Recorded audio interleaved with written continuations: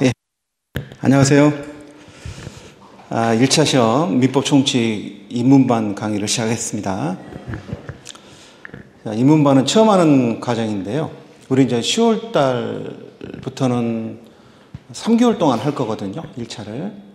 전에는 보통 2달에서 8회, 9회 이렇게 했는데, 최근에 이제 경쟁이 심해지면서 문제도 좀 어려질 걸 예상을 했는데, 2024년도는 어렵진 않았죠. 근데 내년에 또 그렇게 하라는 보장이 없으니까.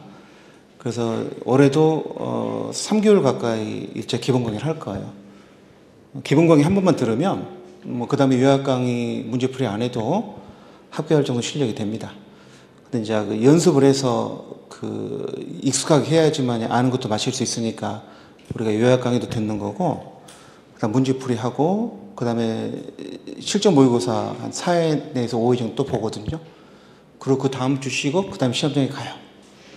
그렇죠. 그리고 일주일도 못 쉬고, 2차 지모반이 바로 개강을 하죠.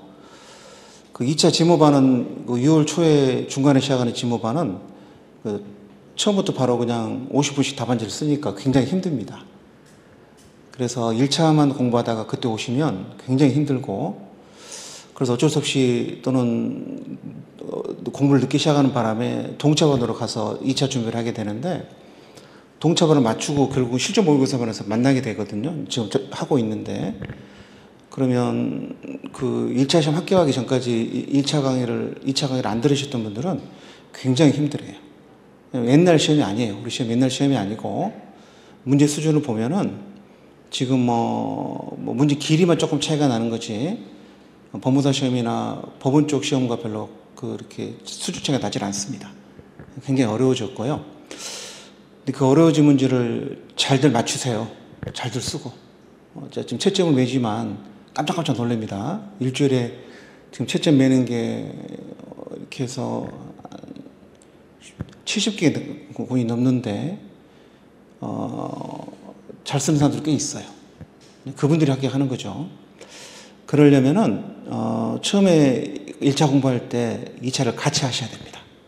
2차를. 내년에 시험에 내가 승부를 보겠다 그러면 1, 2차를 같이 하셔야 되고, 물론 이제 하나도 기초가 없을 때는 1차가 더 중요하긴 한데요. 그 중요한 것도 올해 12월까지 다 끝내야 돼. 내 1차 실력은 합격 점수는 언제까지 만들어야 돼? 12월까지 만들어야 돼. 기본 강의 끝났을 때 내 1차 점수는 합격 점수가 나와야 됩니다. 1월, 2월, 3월, 4월, 5월, 5개월 강의는 합격한 점수를 확인하는 과정이고, 그때도 2차 공부 열심히 하셔야 돼요. 9월, 10월, 11월 달에 2차 강의 시작할 텐데, 1, 2차 같이 둘 다 열심히 하시고, 1, 2월 달도 2차 열심히 하시고, 3, 4월, 5, 3월 달쯤, 2월 말쯤에 우리가 학원에서 모의고사를 보는데, 1차 전국 모의고사를 보거든요. 근데 그때 점수가 50 이상 안 나온다. 그러면 이제 1차를 열심히 해야 되지만, 50 이상 나온다, 합격할 것 같다 그러면 그때도 3, 4, 5월 달에도 2차를 병행하셔야 됩니다. 그래야만이 6월 달에 2차 강의 들을 때 무리가 없어요. 그래서 잘못 생각하시면 내년 시험이 1차가 5월 말, 6월 초니까 시간이 많이 남았다 생각하고, 2차는 10월 초니까 많이 남았다 생각하는데 절대 그러시면 안 돼요. 1, 2차를 같이 하셔야 돼요. 같이 하셔야 되고, 그러니까 주중에는 1차를 하시고 주말에는 2차를 하시고 이렇게. 그렇죠? 딱 그 과목이 뜰 때는 그것만 하시면 돼요. 2차 하시고. 근데 2차는 이제 개강이 11월 달이니까 그 전까지는 1차에 전념할 수 있는 여력이 되겠죠. 그래서 열심히 하셔야 돼요. 실상 2월 말에 1차 모의고사를 보면은, 우리 학원 수강생 중에서도 60 이상 맞으신 분이 절반이 안 돼요. 문제가 어렵지도 않는데도 막상 모의고사를 보게 되면은 60은 내비두고 50, 평균 50이 안 돼. 점수가 개판이 한마디로. 심지어는 28점도 있어. 여러분, 그냥 찍어도 20점이죠? 그냥 찍어도 20점인데, 4개월, 5개월 강의를 들었는데 28점이에요. 얼마나 본인도 실망하겠어요. 너무 얕보면 안 돼요. 카페라든가 이런 데 돌아가시면 1차 시험은 기출문제만 봐도 된다. 기출문제를 제대로 볼 수 있으면 되죠. 근데 처음 하신 분들은 그게 안 돼. 그래서 떨어지신 분들은 한두 개 차이로 떨어져. 차이가 많이 나는 게 아니라 1차 시험에서 한두 개 차이로 떨어지는데, 2024년도 기준으로 보면 문제가 어렵지 않았어요.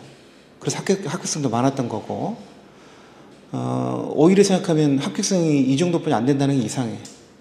저는 더 될 줄 알았어. 한 60%는 될 줄 알았는데, 그게 안 됐다는 것은 1차 시험을 제대로 준비 안 하고 가는 사람들이 많아. 허수가 많아. 좀만 어렵게 나오면 전부 다 꽈락이고, 행정법 같은 경우. 민청은 어렵게 나온 적이 없어요. 민청은 기본 수준을 지키는데, 이제 어려워져야 돼. 왜냐면은 올해 1차 합격생이 너무 많아가지고, 내년에도 올해처럼 뽑잖아? 그럼 2차 시험 경쟁률이 10대 1이 무조건 넘어가거든요. 여러분, 이제 공부할 때, 우리는 2차 시험을 합격하는 공부잖아요? 그럼 2차 시험을 보면은, 대한민국 모든 자격증 시험이라든가 그 2차 시험을 보면, 시험은 딱 두 종류야. 하나는 뭐냐면 5대1 시험이 있어요. 5대1 시험. 2차 경쟁률이. 그렇게 2차에서 100명을 뽑으면 시험장에 가는 인원을 500명이 맞추는 거죠. 또는 10대1 시험이 있어요. 10대1 시험이 100명 뽑으면 몇 명이 간다고? 1000명이 가는 거야. 예전에 사법시험 같은 경우는요, 3대1 시험이었어. 3대1.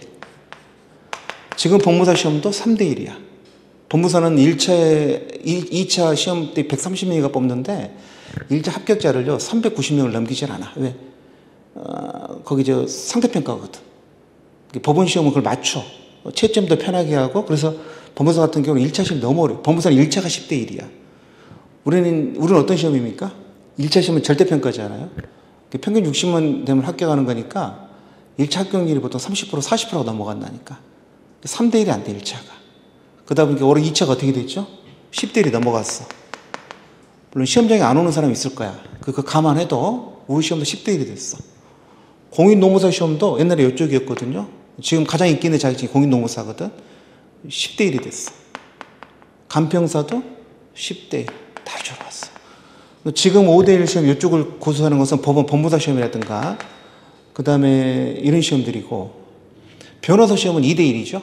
합격률이 50%가 넘으니까 2대 1 정도 뽑는데, 변호사 시험은 동차로 보는 사람은 합격률이 75%예요. 첫 회에 보는 사람들. 재성이 합해지다 보니까 50몇 %가 된 건데, 그렇게 생각하면 변호사 시험이 제일 쉽죠. 제일 경쟁률이 낮아. 근데 누구도 그걸 낮다고 생각 안 하잖아요. 왜 그러냐면은 시험은 항상 그렇지만은 누구랑 같이 보는 사람 수준이 중요한 거거든. 보는 사람 수준이 높기 때문에 이들도 어려운 시험이 되는 거고, 예전에 사법시험도 3대 1 할 때도 가장 어려운 시험을 했던 이유가 워낙 보는 사람들 수준이 높다 보니까 그런 거예요. 그래서 그러면 우리 시험은 선생님 수준이 조금 그보다는 낮으니까 괜찮지 않을까요? 요때는 괜찮았지. 우리 시험도 중간에 인기 없었더니 3대 1이었어. 1회 때가 10대 1이었고 2회 때 3회에서 쭉 계속 줄을 때는 3대 1도 있었다니까. 그때는 원서만 내고 적당히 학원 다녔으면 다 합격했어요. 저 외국어 행정사 같은 경우는 저희 학원에서 떨어지신 분이 한 명도 없었어. 외국어 행정사는 경쟁률 자체가 2대 1이 안 됐어. 왜냐면은 그 외국어 점수가 필요해가지고 아무나 원서를 못 넣잖아. 그래서 2대 1이 안 됐다고. 지금 외국어도 올라왔죠. 10대 1까지는 안 돼, 지금. 외국어는 훨씬 낫죠. 진입장벽이 있어서. 근데 작년부터 이렇게 돼버렸죠. 근데 문제가 뭐냐면, 노무사 시험이 제가 10대 1이 됐다 그랬잖아. 그래서 재작년인가요? 노무사 시험을 지금 정확히 기억은 안 나는데, 원래 최소 합격 인원이 300명이었어. 300명. 300명만 뽑으면 돼. 그리고 여러분 2차 시험은 절대 절대평가가 아닙니다. 2차 시험은 점수 조절이 가능하기 때문에 그 합격률에 맞춘다고 이렇게 점수를. 채점한 다음에 다 조정해요. 여러분이 2차 시험 받는 점수는 원래 내가 받은 점수가 아니에요. 그 상태평가에서 점수 조정이 된 거야. 근데 그때 노무사 시험이 그때 10대 1이었거든. 노무사 시험위원들이 어떻게 300명 못 뽑냐 그래가지고 550명을 뽑았어. 원래 뽑아야 할 인원이 300명인데 합격선을 550명이 뽑았다니까. 대한민국 정부 수료율이 처음 있는 일이었어. 그렇게 하지 않아. 행정사가 올해 그럴지도 모르겠어. 올해 지금 10대 1이 돼가지고 10대 1 됐는데 250명만 뽑는다? 그러면 얼마나 짜증이 나. 시험위원들이 총대를 매면 돼. 그 숫자를 정하는 사람들이 있거든요. 그분들이 정하면 되는데 하여튼 어려운 시험이 됐어요. 그리고 2차 중요도가 80 이상이야. 선생님 1차를 떨어지면 2차는 의미가 없잖아요. 1차는 본인이 제대로 공부하면 무조건 합격해. 왜? 올해 2024년도 어렵지 않았어. 그리고 아직 우리 출제당국이 그 1차 합격 인원을 이렇게 법무사 시험처럼 뭐 3대1로 줄이겠다는 그 생각은 없는 것 같아. 근데 우리 항상 준비는 해야죠. 학원 입장에서는 본부사 최초는 줄일 준비를 해요. 이렇게 되면 내년 시험은 15대1이 될 수도 있어. 그럼 대한민국에서 가장 어려운 시험이 돼버려. 대한민국 15대1은 없거든. 아무리 어려운 시험도. 그래서 2차 시험이 너무 어려워졌습니다. 1차는 할 수 있어. 2대1, 3대1 뿐이 안 되니까. 2차 시험은 이제 기본 10대1이 됐어요. 그래서 말은 안 하지만 저희 학원 그 다음에 이렇게 주위에 보면은 행정사 시험도 4년, 5년 준비하신 분들 많아. 제 수강생 중 한 분도 첫 해에 아깝게 떨어졌는데 어쩌면 공부하면 할수록 점수를 계속 더 떨어져. 왜냐면은 처음에 시험 볼 때가 경쟁률이 낮았거든. 그때는 상대평가적으로 점수가 잘 나왔는데 올해 또 시험 봐야 돼. 그분 봐야 되는데 좀 굉장히 낙담해. 작년 점수가 더 안 좋아졌어. 재작년보다. 어이가 없는 거야. 본인은 공부를 더 하고 답안지를 더 잘 썼는데도 점수는 더 안 좋아졌어. 어차피 상대평가이기 때문에 그런 거예요. 그래서 항상 머릿속에 생각하시는 건 1, 2차를 같이 한다. 같이 한다. 선생님 저는 내년에 1차 합격하고요. 직장에 다니니까 2차는 내후년에 하려고요. 시험은 그렇게 보더라도 공부는 같이 하세요. 자기 생각대로 안 돼. 자기 생각대로 안 되니까 1, 2차를 같이 하셔야 되고 왜 2차를 하셔야 되냐면 2차는 쓰는 거잖아요. 써봐야 내가 어느 정도 쓸 수 있는 걸 알아요. 그럼 공부의 방향이 정해져. 못 쓰는 건 의미가 없다는 그런 것들이 있잖아. 그리고 공부할 때 보면은 그 시험 전까지 이게 왜 그런지는 모르겠는데 저는 어떤 분은 시험장에 가는데 가기 전 한 달 전까지도 우리 행정사 시험에 몇 문제 나오는지를 모르고 있어. 모의고사 보다가 선생님 25개 나와요 이러는 거야. 이게 본인이 이렇게 좀 어떻게 본다면 정성이 부족이라고 생각하는데 자기가 무슨 공부를 하는지 이 자격증을 어떻게 따야 되는지에 대한 좀 관심도 있고 있어야 되는데 막 그냥 이렇게 관습적으로 습관적으로 하는 그런 게 좀 있는 거야.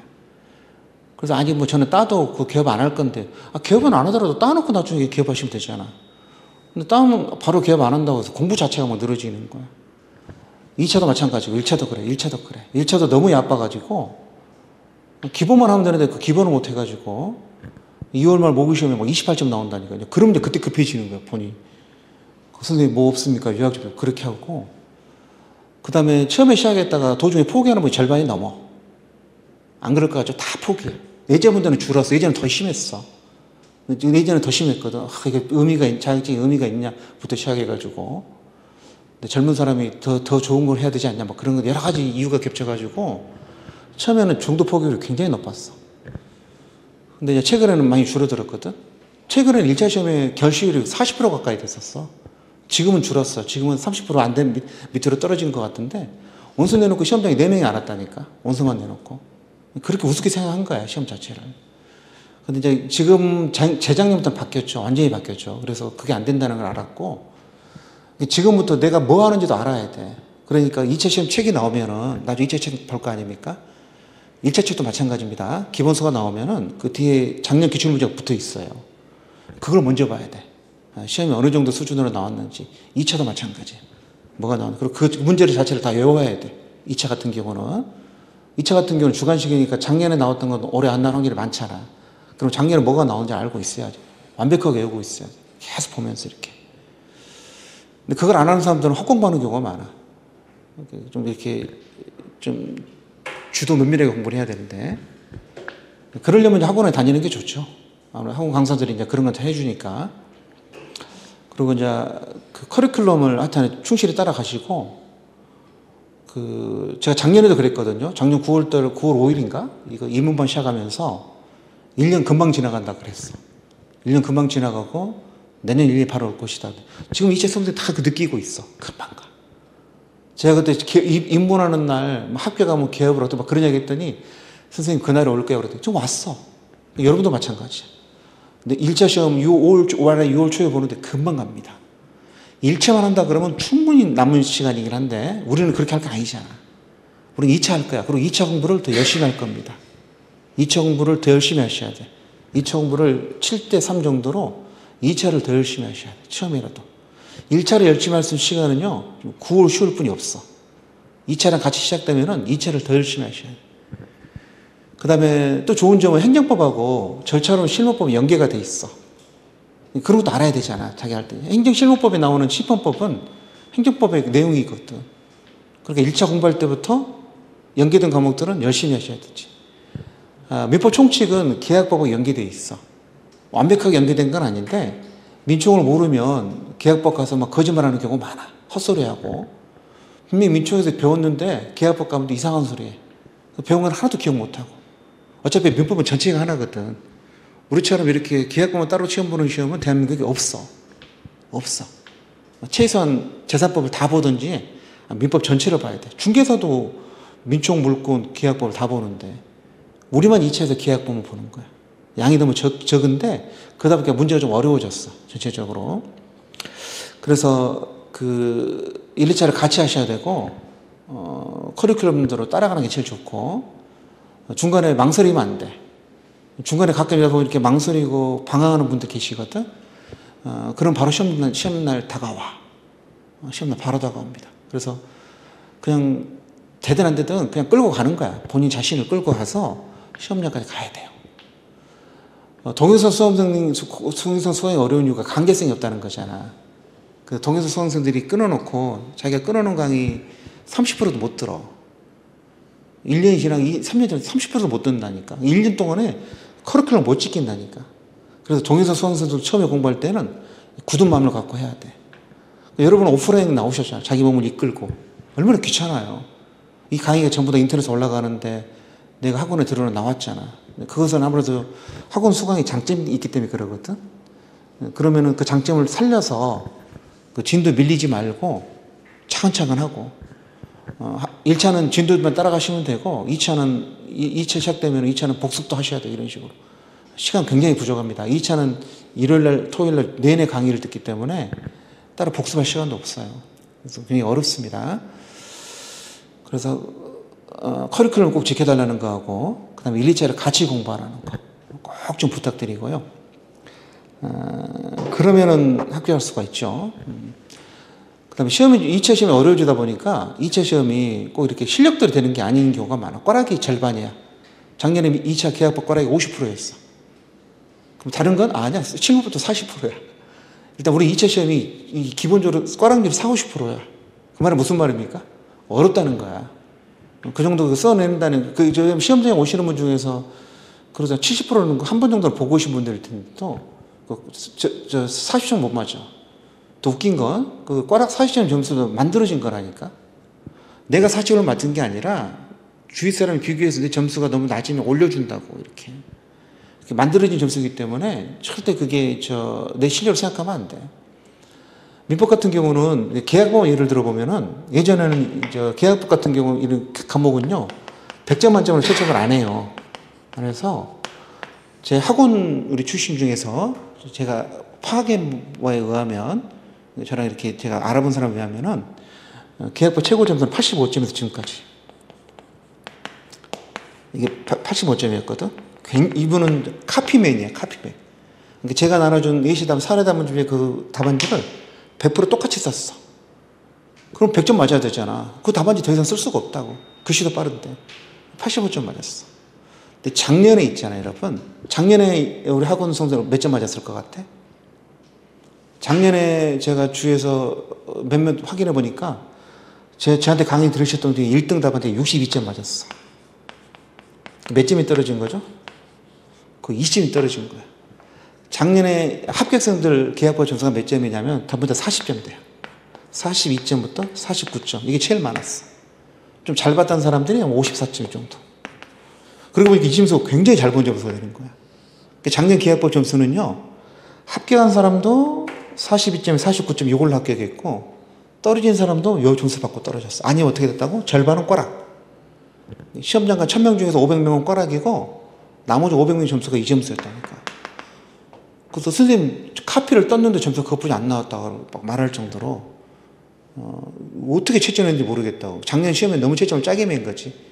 우리 시험의 특성을 잘 모르고 짧은 시간에 그걸 써야 되는데 뭐가 포인트일까요? 내년도 마찬가지지만 삐끗하면 뭐다? 꽈락이야. 삐끗하면 꽈락이라고. 내가 조금 적당히 쓰잖아. 그럼 꽈락이라니까. 우리 2차 시험은 면 꽈락이면 즉 합격이야. 면 꽈락이. 왜냐면 이거 50% 꽈락, 신율법 40% 꽈락 이런 식으로 하다 보면은 꽈락이 안 겹치는 사람도 있을 거 아니야. 그렇겠죠. 그러니까 실제로 보면은 면과락자 중에서 합격자가 나오는 거야. 면과락자가 400명이라 그러면 거기서 전체 면과락자가 거기서 200명이 합격하는 그렇게 되는 거지. 법무사는 더 심해. 법무사는 면과락 즉 합격이야. 법무사 2차 시험 꽈락이 너무 심해가지고 360명인가 시험장에 그렇게 1차 법 합격해서 한 500몇 명 가거든요. 시험장에 가면은 거기는 면과락 즉 합격이야. 그렇게 심해. 근데 우리도 그렇게 됐어, 진짜. 그래서 2차가 만만치 않다. 그래서 공부는 열심히 해야 되고, 특히 연계되는 과목들, 민총하고 계약법, 그 다음에 행정법하고 이렇게. 행정학은 연계가 안 되지.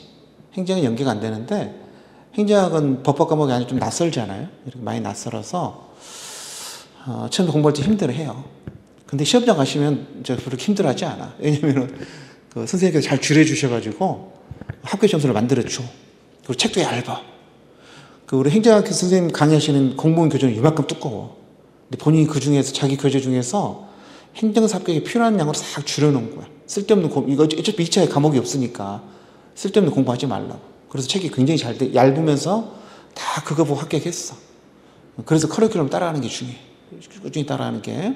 행정 그렇게 해결하면 되고, 행정법은 어차피 2차로 연계되어 있으니까 열심히 하셔야 돼. 절차로는 점수 잘 주는 과목입니다. 사무관리도 잘 줄였어요. 절차로 사무관리는요, 작년 올해 합격했습니다. 2024학년도 보면 전부 다 점수가 70점, 80점이야. 수험생들은 절차론과 사무관리를 고득점 해가지고 실무법하고 계약을 메꾸는 거예요. 실무법도 점수 잘 안 줘. 그 행정심판법을 점수를 짜게 매겨가지고, 작년에는 2024년도 좀 그렇게 많이 안 주지는 않았는데, 기본적으로 점수가 짜. 두 과목을 잘 봐서 두 과목을 메꾸는 이런 방식으로 공부를 합니다.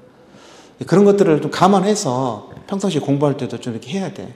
근데 하다 보면 자꾸 잊어버려가지고 막 행정학 때문에 막 너무 고민하는 사람도 있고, 우리 행정을 하자는 게 아니라 행정학 시험을 보는 건데, 시험만 합격하면 되는데 뭐 고민하는 사람들이 있고, 2차 시험도 마찬가지고 막, 계약법이 너무 어렵습니다.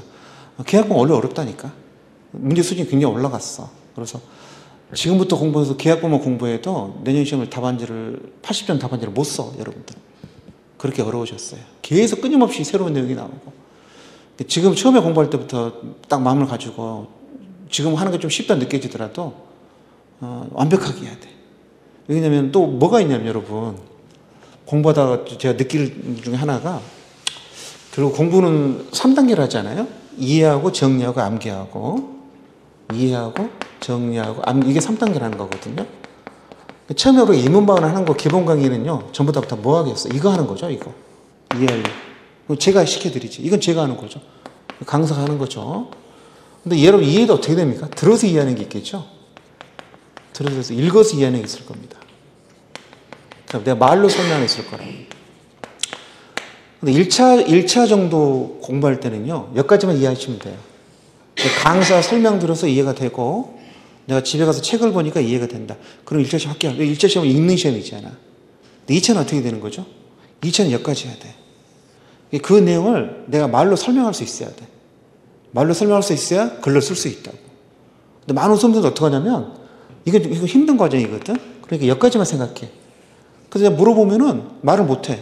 근데 설명해 주면 알아. 그래서, 알아요? 선생님, 저 알아요. 그런다고. 아니, 내가 알 수 있게 설명해 줬으니까 아는 거잖아.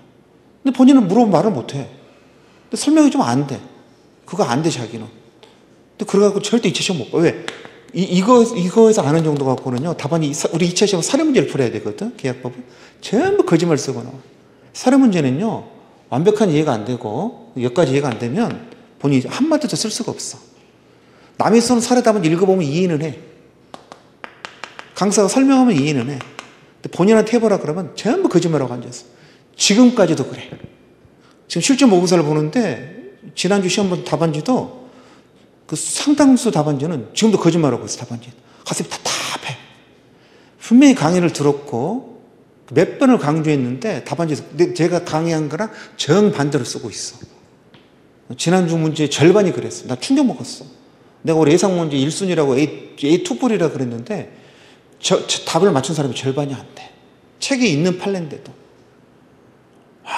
심각한 거야. 근데 이걸, 지금부터 해야 돼. 지금 3단계로. 이렇게 하고, 이렇게 이런 식으로. 1차는 여기까지만 하면 돼요. 1차는 읽어서 외우면 그걸 우리가 눈에 바른다 그래. 이 말로 하는 것은 머리에 암기하는 거고 이걸 우리가 눈에 바른다 그러다니까. 암기 어느 정도면 돼요? 눈에 바를 정도만 돼. 그래서 어떤 문장을 읽었을 때 이게 틀린 문장이다, 옳은 문장, 그것만 판단할 수 있으면 돼. 내가 입으로 설명을 못해도 돼. 못해도 되지만은 자연인의 행위 능력 어떻게 되나 설명 못해도 돼. 근데 어떤 문장을 읽어보고 알 수 있으면 된다고. 그래서 이걸 하기 위해서 우리가 여기까지 가기 위해서 여기서 얘가 9월 달에 입문반을 하는 거고 10월 달부터 12월 3개월 동안에 우리가 기본 강의를 할 거야. 일부러 길게 했어. 예전에 2달 했는데 길게 하고 1, 2월 달에 핵심 강의합니다. 요약집으로. 이게 제일 중요한 강의야. 이게 제일 중요한 강의고 가장 자세하게 합니다. 여러분 기본 강의는 기본적인 걸 하는 게 아니야. 오해하시면 안 돼요. 기본 강의는 기본적인 걸 하는 게 아니라 다 해. 다 합니다. 다 하는데 쉽게 예를 들어서 이거 위주로 설명하는 거야. 이거 위주로. 그래서 이거 할 때 여러분 다 합니다. 제가 판례 다 볼 거야. 몇 개 빼놓고는 다 봐. 안 보는 건 이유가 있는데 다 알아야 생각할 수 있는 판례가 있거든. 근데 대부분 다 봐. 여러분 여기 끝나잖아. 내 점수가 60이 나와야 돼. 평균 60점이. 그럼 1, 2월 때 시험 강의 때 뭐는 건가? 요 과정. 정리하는 과정이라고. 이해하는 과정이 아니라 그 전에 배웠던 것을 시험장에 하루에 시험 보니까 한꺼번에 모든 걸 한꺼번에 볼 수 있어야 되잖아. 그래서 시험날 아침에 민총 1시간, 행정법 1시간, 행정 1시간, 3시간 동안에 그 전체 범위를 내가 다 볼 수 있을 정도로 정리하는 과정이라고. 그러니까 1, 2월 때만 돼도 정리하는 과정인데 사람들이 이때 안 오고 이때 와. 해가 바뀌어 온다니까. 그래서 강의하다 보면 여기는 이해하는 설명을 많이 했잖아요. 많이 안 하거든요. 선생님 이해가 안 됩니다. 그런다고. 가슴이 답답해져요. 좀 더 심각한 경우는요. 3, 4월 때는 문제풀이 하거든요. 문제지. 이때 온다고. 이때. 근데 문제풀이 할 때는 기본강의 설명 안 하거든요. 기본적으로. 문제 풀기도 바빠요. 문제도 뭐 그럼 뭐 하는 걸까? 이거 하는 과정이거든. 눈에 바르는 과정이야. 문제를 보면서. 근데 그때 와가지고 이거 하려고 그래. 막 3, 4월 달 와가지고. 그리고 실제로 보면 3, 4월 달에나 1, 2월 달 오신 분들이 중간에 포기를 많이 해. 이게 내가 좀 늦게 왔다. 제가 항상 말씀드립니다. 내가 시간이 없다 그러면 차라리 이때 공부하고 이때 놀아. 이때 일을 하든지. 바꾸라고. 이때 일을 보고 이때 공부를 시작할 게 아니라 뭐 하시라고? 이걸 먼저 해야 돼. 이게 기본이라니까. 그리고 이게 전부야. 이건 확인하는 게 불가하다 그랬잖아. 했던 거 또 하는 거라고. 그러니까 이때 할 게 아니라 이때 하셔야 돼, 이때. 그래서 12월까지는 1차를 열심히 하세요. 그러면 다 끝내놔야 돼. 다른 과목도 그렇습니다. 그리고 다 확인하는 과정이다. 이때가 해야지. 아니, 이때 가면 특히 1, 2월 달은 2차 열심히 해야 돼. 2차 공부를 열심히 할 수 있는 마지막 기회가 1, 2월이거든. 근데 그때 1차 열심히 하고 있으면 안 되지. 그래서 1차는 1대 열심히 하시고, 이때는 2차 열심히 하시고, 점수가 나오면 3, 4월 달에 2차 병행하고, 점수가 안 나오면 2차는 포기하고, 3, 4, 5월 달은 1차만 듣는 거야. 굉장히 두 번이 가장 중요해. 12월 말하고 2월 말이 여러분의 입장을 딱 정리할 수 있어.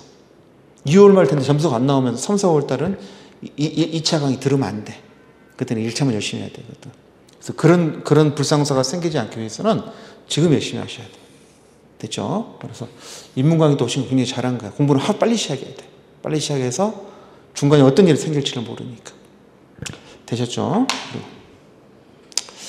그 다음에 저도 그렇고, 누굽니까? 우리 행정법 2차 강의하시는 뭐 이상희 선생님이라든가, 선생님들은 제가 1회 때부터 강의했거든요.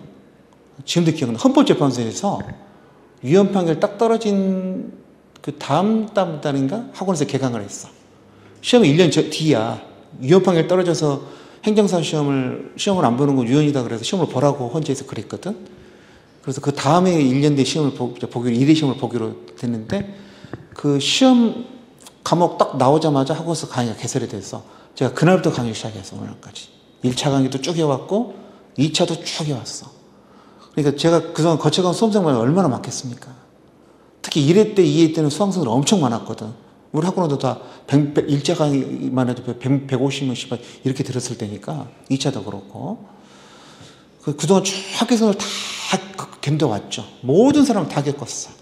모든 사람을. 그 중에는 우리 중국 동포 조선족 아주머니도 많았고, 우즈벡 분도 계셨고, 베트남 분도 계셨고, 군인 출신도 있었고, 고등학생도 있었고, 고등학교 졸업하고 대학교 안 가고 시험 보겠다는 애도 있었고, 미장원하는 아줌마도 있었고, 그렇죠.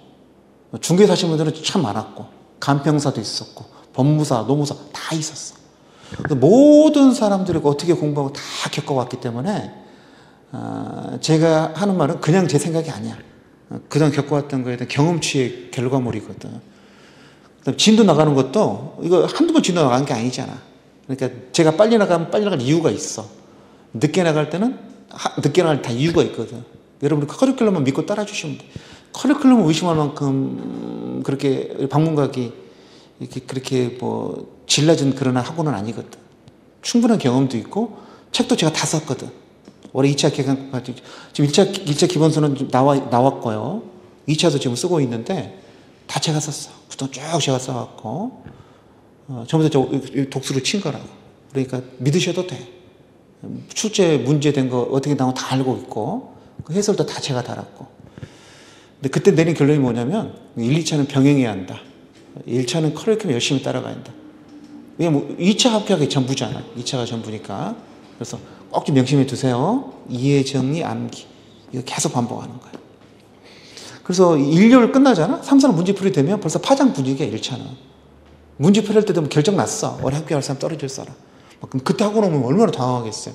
남들은 집 사갖고 챙겨고 하산하려고 그러는데 본인 그때 산에 들어온 거야. 공부하겠다. 딱 그 꼴이거든. 특히 5월 달에는 계속 매일 실전 모의고사 보거든요. 뭐 새로 하는 게 없어. 그냥 계속 연습만 하는 거야. 실전 모의고사 보고 점수 받아보고 등수 받아보고 또 시험 보고 등수 받아보고 그래서 시험장 가는 거라고.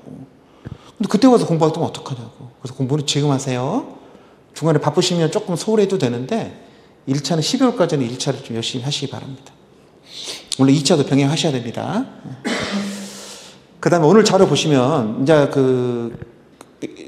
제가 해야 될 그 시험 설명 다 끝난 것 같아. 그러니까 앞으로 공부 방법도 다 끝났어요. 더 이상 이런 얘기 안 합니다. 계속 중간에 와서 선생님 어떻게 공부 물어보는데 그냥 그 시간에 공부해요. 방법론 고민하지 말고 공부하다 보면 해결이 돼. 야구 선수들도 그러잖아.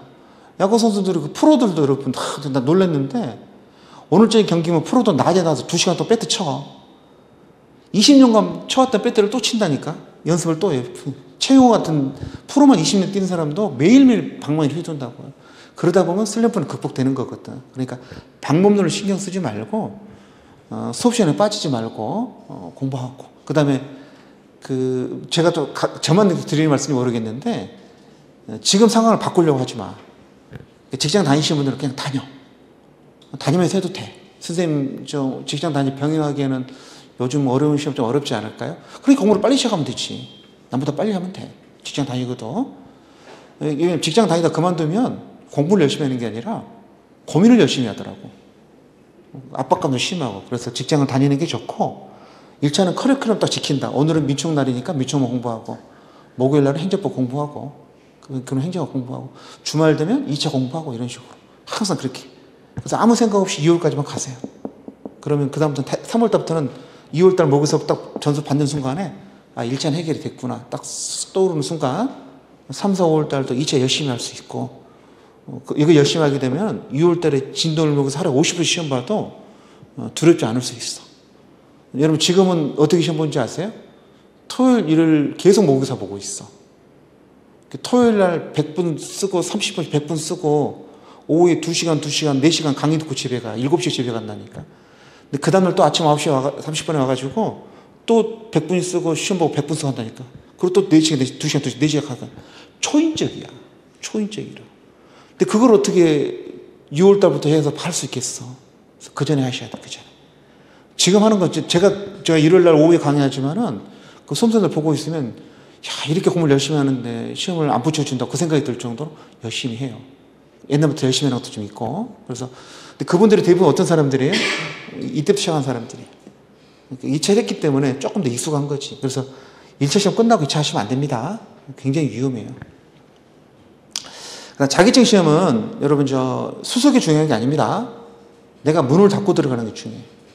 최소 투자로 합격하는 게 중요한 거거든. 너무 완벽하게 하려고 그러지 마.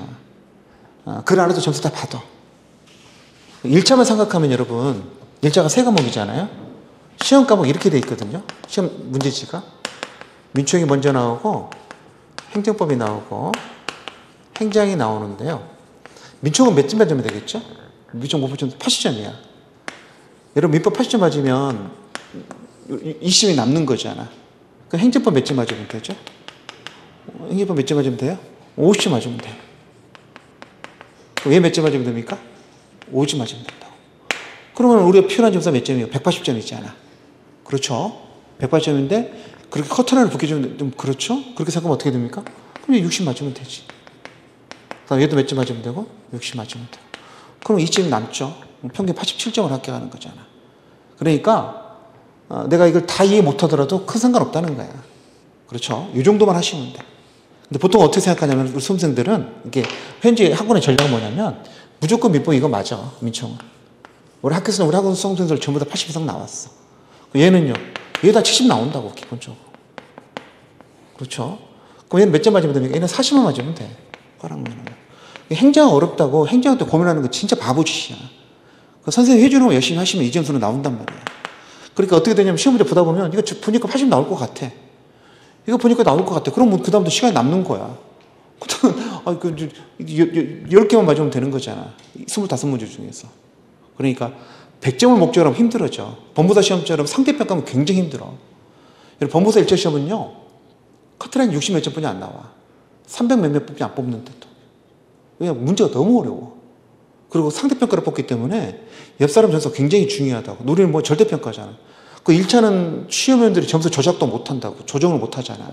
내가 맞는 게 딱 그때 점수야. 그래서 제 생각은 뭐냐면 어려워진 걸 감안하더라도 민총은 80 이상 맞게 강의를 할 거야. 어려워진 걸 감안하더라도. 올해처럼 쉽게 나오면 올해 우리 학원 수학생 전부 다 많이 틀린 사람이 2개 틀렸어. 92점 이렇게 나왔다. 그 정도 강의할 거야. 커리큘럼 다 맞추면. 그러면 나머지는 뭐 그만이지 뭐. 이거 90 나오면 45점 맞으면 되는 거잖아. 그럼 뭐가 어렵냐고. 찍어도 20점은 나오는데. 어렵지 않아요. 근데 이제 그렇다고 해서 뭐 이렇게 소홀히 하잖아? 그럼 하나가 꽈락이 나와. 꽈락은 이거 아니면 이거야. 항상. 지금까지 보면. 얘가 한 40% 꽈락. 어떨 때는 얘가 40% 꽈락. 행정법이 제일 꽈락이 많아. 우리 시험에서. 공부를 안 하는 사람들이 많아서 그래요. 그래서 커리큘럼을 열심히 지키자. 민총을 80 만들어 드릴게요. 네. 그 다음에 강의 자료를 보시면 이제 다 끝났습니다. 오리엔테이션은. 강의 자료 보시면 인문반 강의 자료 나와 있죠, 여러분. 나와 보시면 인문반이라 그래서 뭐 법학 결혼처럼 그 일반론 같은 거 안 합니다. 저는 진짜 원래 그런 거 안 하는 사람이에요. 필요 없어. 필요 없고 우리가 뭘 공부할 걸 보고 그 내용을 미리 조금 보고 들어가는 거죠. 여러분 민법 총칙은요. 민법에서 공통적으로 중요한 걸 써놓은 거거든요. 총칙이라 그래요. 이게 독일법이 유산입니다. 미국 같은 나라는 총칙이라는 게 없어요.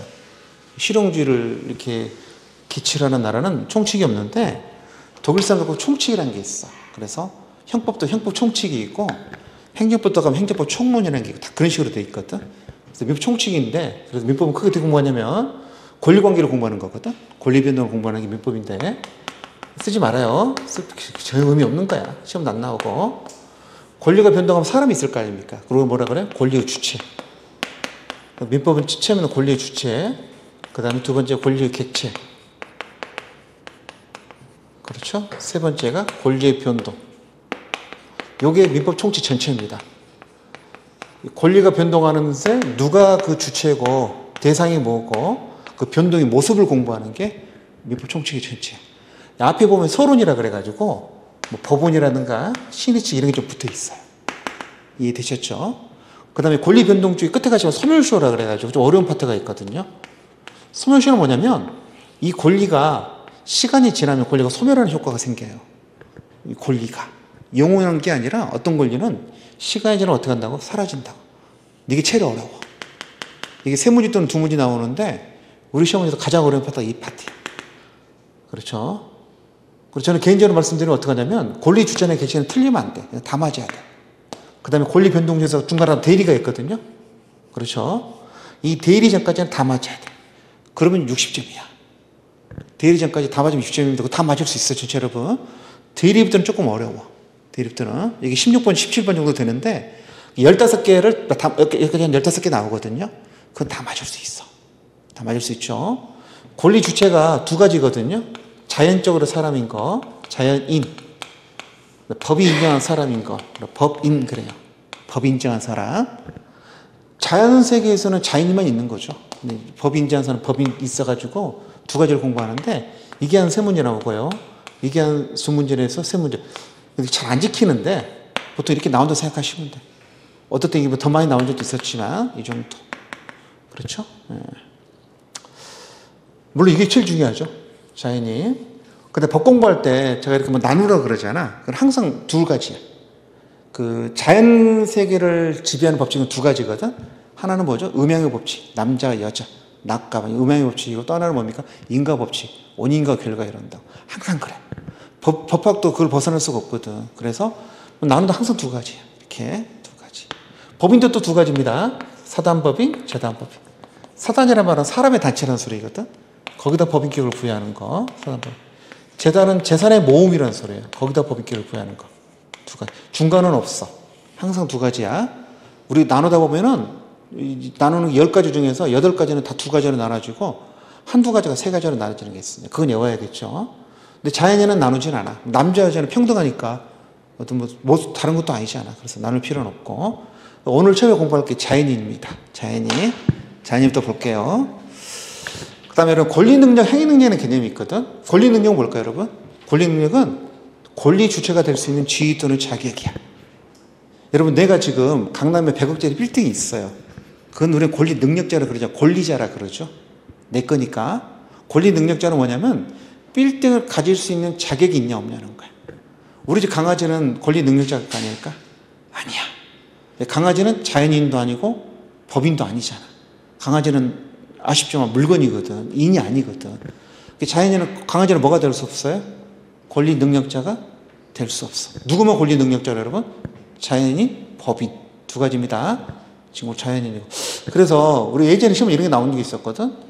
내가 강아지 한 마리 키우고 있다가 죽으면서 강아지한테 내 재산을 물려주고 주고 싶어요. 될까 안 될까? 안 돼. 왜? 강아지는 상속권이라는 권리를 가질 수가 없어. 내가 물려받으려면 나한테 상속권이라는 인정이 돼야 되거든. 이 권리잖아. 그럼 강아지가 뭐가 돼야 됩니까? 권리 능력자가 돼야 되는데 강아지는 뭐가 아니야? 권리 능력자가 아니야.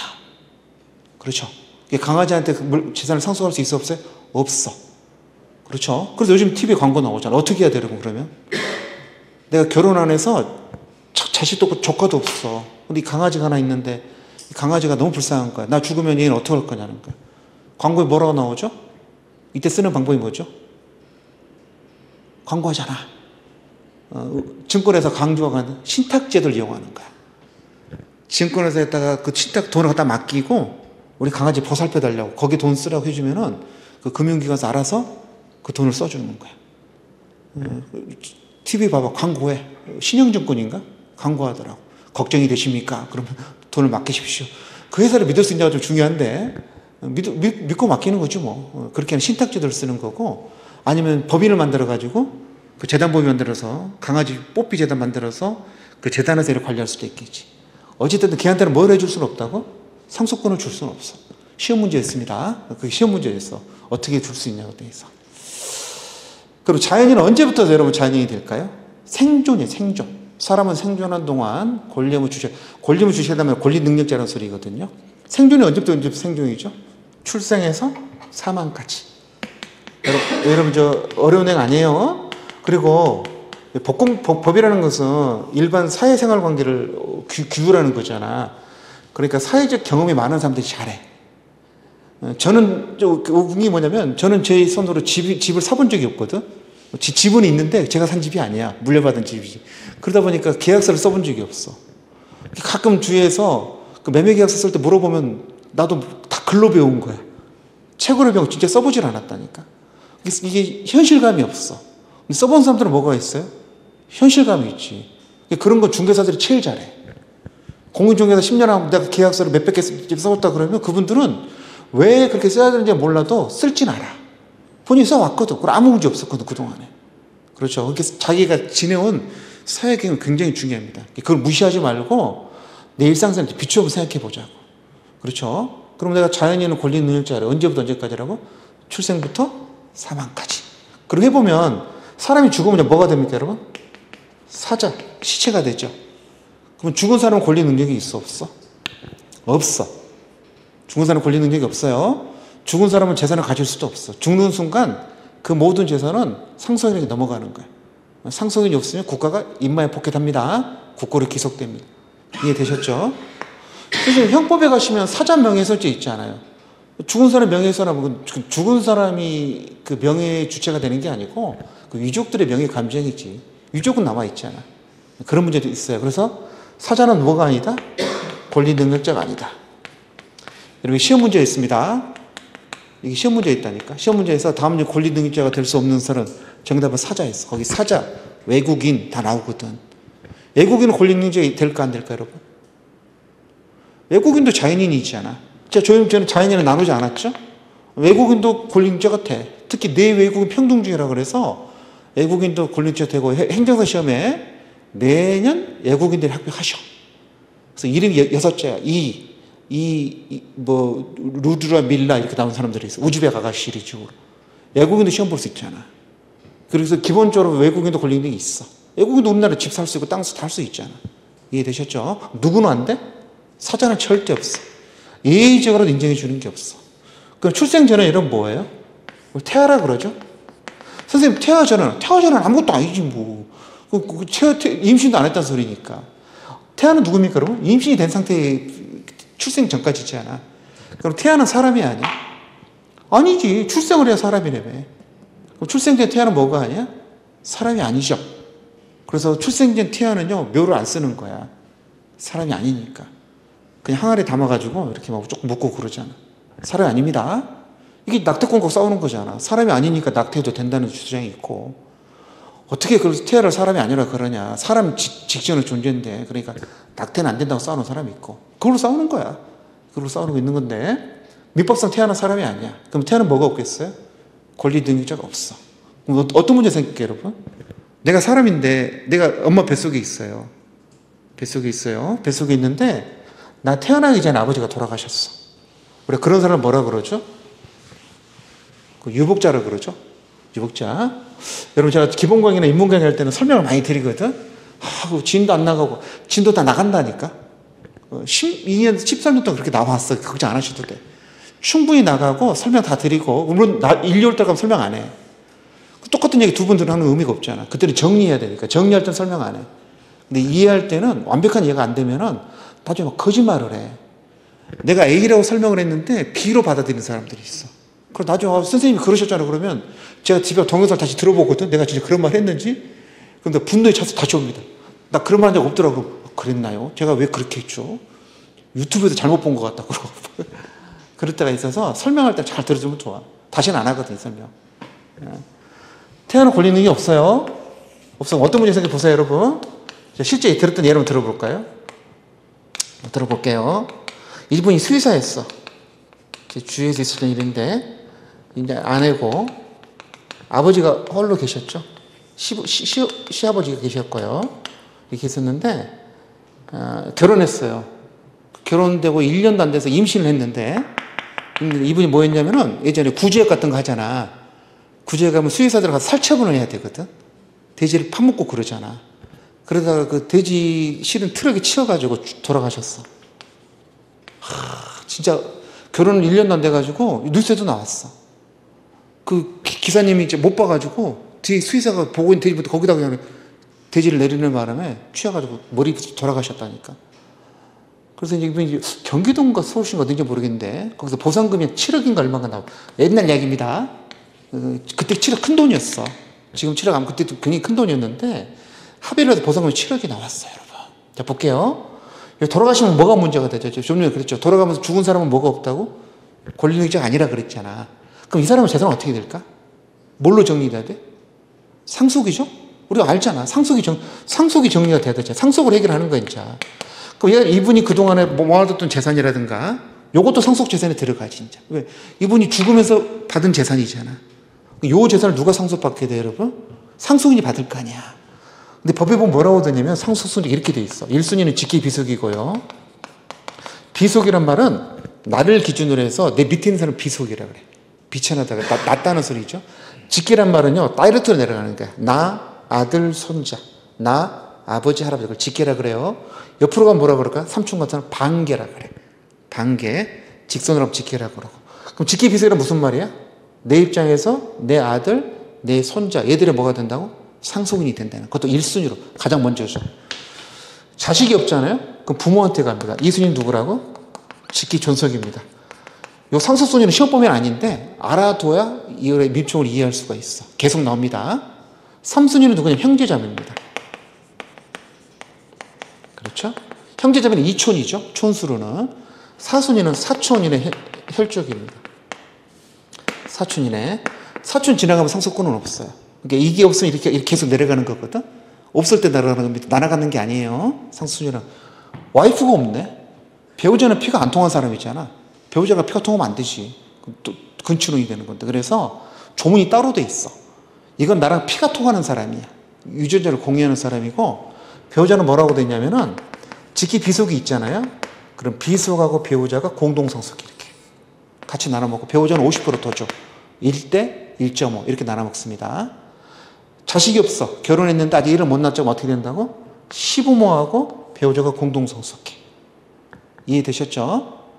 근데 자식도 없고 그 시부모도 없고 그러면 어떻게 될까? 혼자 단독 상속해. 형제자매하고 공동상속은 안 해. 그까지는. 요 두 개만 공동상속이고. 근데 결혼했는데 시부모도 안 계시는 거야. 아직 얘는 못 낳았어. 그러면 돌아가시면 어떻게 된다고? 전부 배우자께 되는 거야. 그 재산을 통째로 완벽하게 혼자 100% 상속합니다. 결혼 안 하면 누가 먹을까? 그때 형제자매한테 가는 거야. 결혼 안 했을 때. 우리 살아계신 부모님도 안 계시고 오래전에 돌아가셨고, 결혼 안 했으니까 자식도 없고 배우자도 없을 거 아니야. 그럼 누구한테 한다고? 형제자매, 이촌한테. 형제자매도 없어. 독자야. 그럼 어떻게 된다고? 사촌형한테 가는 거야. 이렇게. 사촌형도 없네? 그럼 어떻게 된다고? 국고리 귀속한다. 물론 그 전에 해결이 되겠죠. 그렇게까지 호를 단신 사신 분은 안 계시잖아. 이해되셨죠? 여기까지는 꼭 좀 외워두세요. 여기까지. 이게 순서예요. 그럼 봐보세요, 여러분. 자식이 있어, 없어? 태아였거든. 뱃속에 있었거든. 임신 7개월. 사고 났을 때. 사고 날 당일 임신 7개월 했다. 그럼 자식이 있어, 없어, 여러분? 자식 없는 거잖아. 사람이 아니니까 아직. 그럼 누구는 있어요? 시부모는 있죠. 이해되셨죠? 그럼 어떻게 될까요, 여러분? 요렇게 공동상속을 해야지. 2순위로. 그렇죠? 근데 그게 누구한테 좀 억울해요? 얘한테 좀 억울하죠. 왜냐면 사고가 지금 안 나고 나 태어난 다음에 사고가 났으면 분명히 아들도 이 자식도 상속권이 있었겠죠. 사람이 됐으니까. 근데 사고가 4개월 전에 나는 바람에, 나 태어나기 전에 나는 바람에 나는 유복적으로 태어난 것도 억울한데 뭐도 없다고? 상속권도 없다고 너무 억울하잖아. 그래서 우리 법에서 뭐라고 되어 있냐면 밑에 조문에 태아는 이따 공부할 겁니다. 상속 순위에 대해서는 이미 출세한 걸로 본다 이렇게 돼 있어. 그 말은 무슨 말이야? 태아는 원래 뭐가 아니지만 권리능자가 아니지만 상속과 관련해서 뭘로 봐주겠다? 상속권 태어난 걸 봐주겠다는 거야. 그러면 자식이 있는 게 되잖아. 그럼 어떻게 될까요? 자식하고 배우자가 공동상속하는 거야. 얘는 지금 피덩이잖아 지금. 결국 누가 다 먹는 거야? 아내가 다 먹는 거지. 자식 재산을 얘가 관리할 거 아닙니까? 미성년자니까. 이해가 되셨죠? 그래서 7억 재산을 이 아내가 다 먹는 거라고. 그래서 이분 아시는 분이 저한테 상담을 왔어. 아들 하나가 이렇게 사고 났는데 돌아갔는데 보상금 7억이 나오는데 며느리가 한 푼도 안 준다 그런다. 그게 말이 되느냐. 내가 얘를 어떻게 키웠는데. 홀아버지로 키웠거든. 수의사를 만들었거든.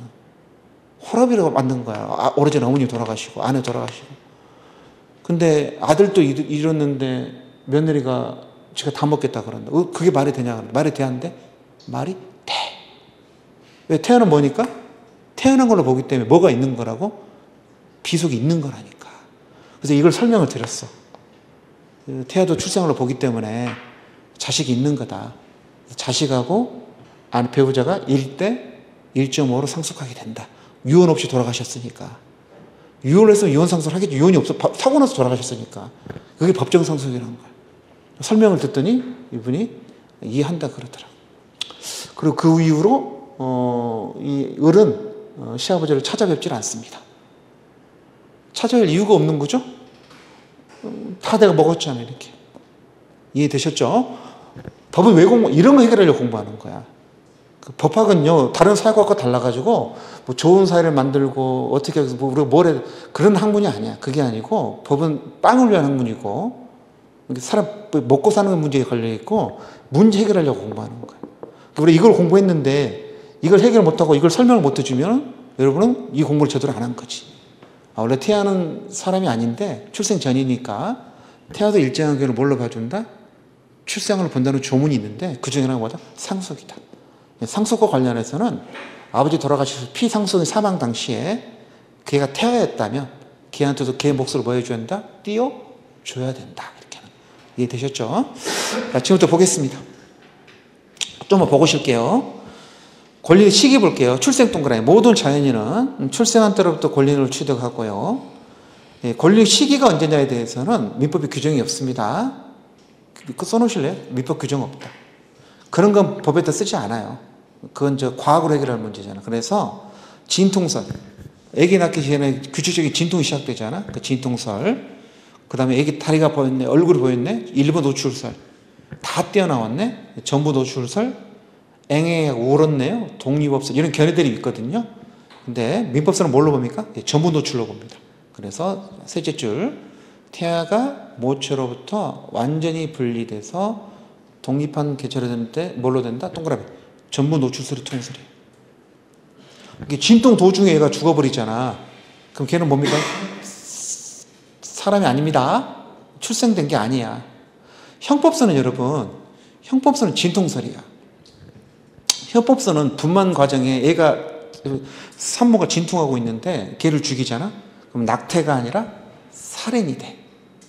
형법은 진통만 돼도 뭘로 본다고? 출생으로 본다니까. 근데 민법은 뭘로 본다고? 출생이 완료, 전부 노출돼야 사람이. 굉장히 중요합니다. 형법서는 이게 낙태죄하고 살인죄를 가르는 문제가 돼가지고 굉장히 중요해. 근데 이 중요한 내용들이 어디에 없다고? 규정이 없어. 과학으로 해결합니다. 그래서 현재는 뭐다? 전부 노출설입니다.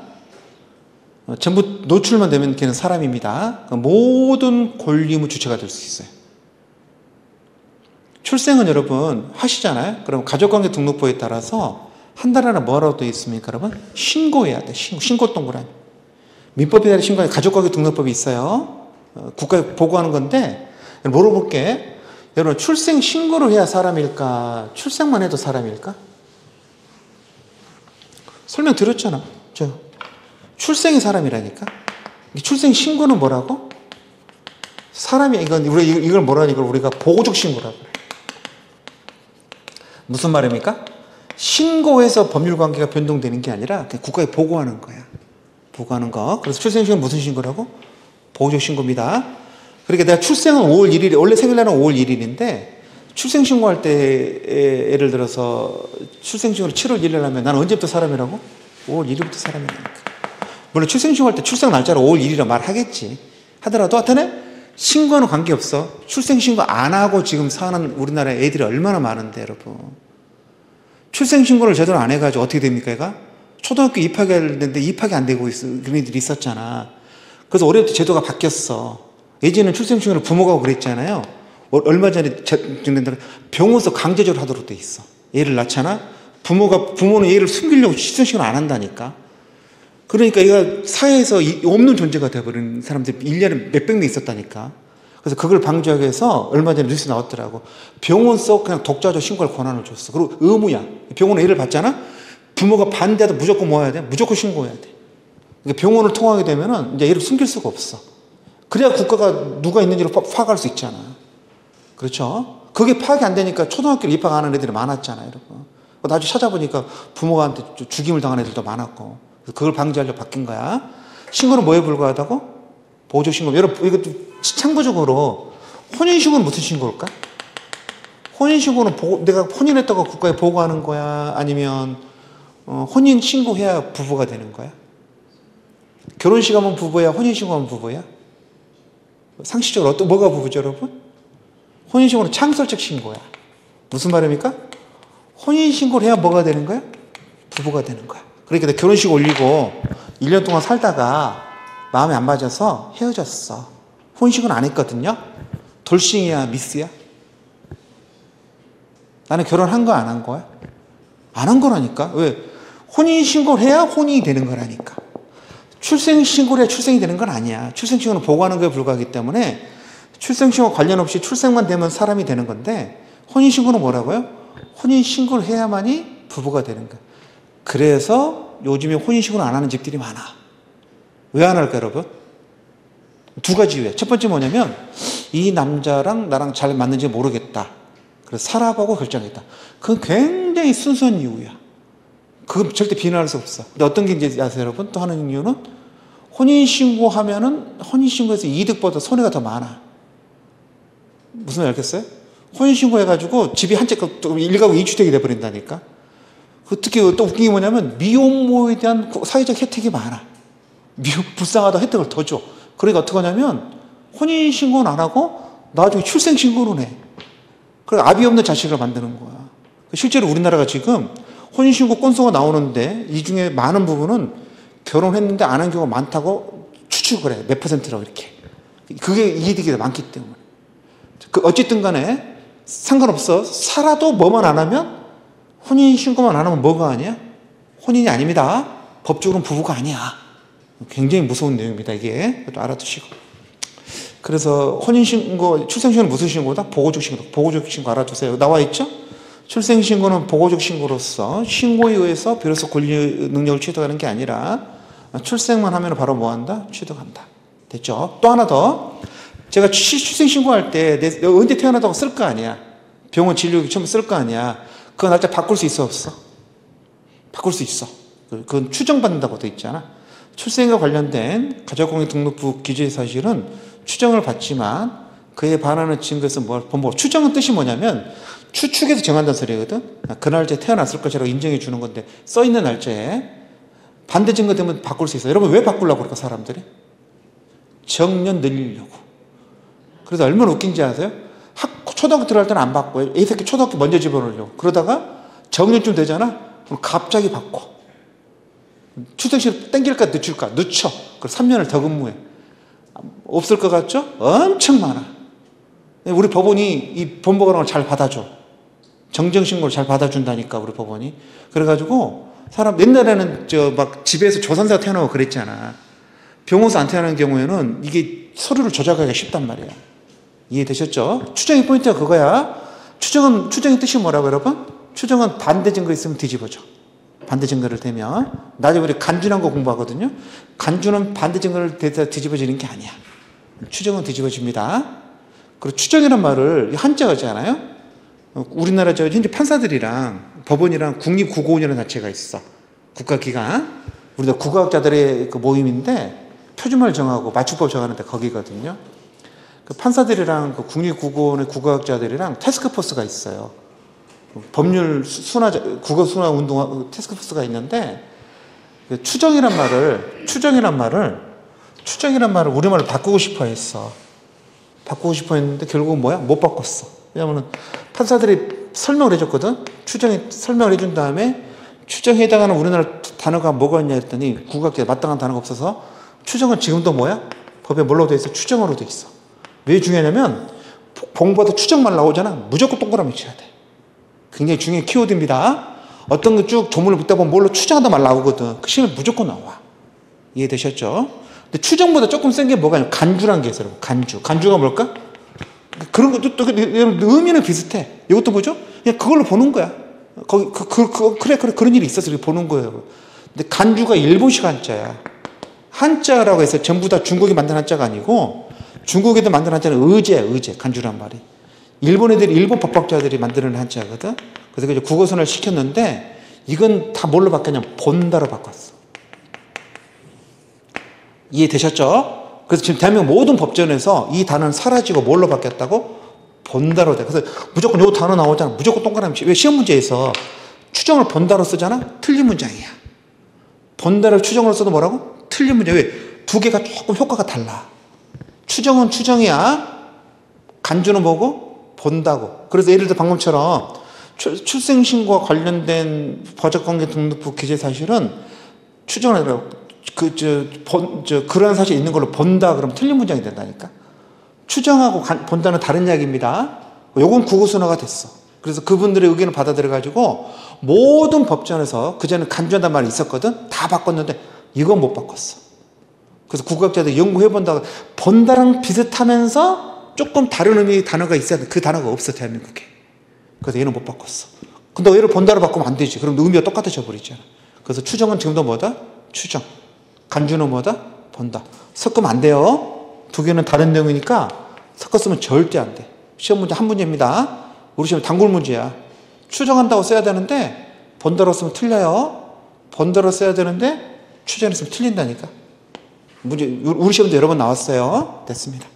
잠시 쉬었다가 태아의 권리 능력부터 하겠습니다.